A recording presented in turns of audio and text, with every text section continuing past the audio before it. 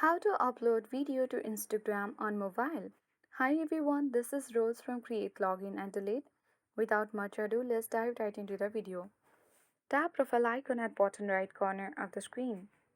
Tap plus icon at top right corner and choose post. Now choose the video that you want to upload on your Instagram on mobile. And after that, you can either select multiple using the select multiple tool as well. Now tap the next button at top right corner of the screen. And after that, using the tools at the bottom of the screen, you can add music, text, sticker, filters, and many more. You can easily customize according to your choice and tap the next button at bottom right corner of the screen. Now you can add a caption and a hashtag.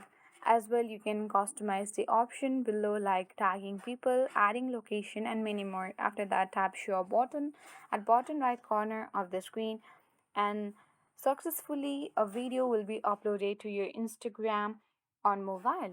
That's all for today. Thank you for watching and see you in the next video.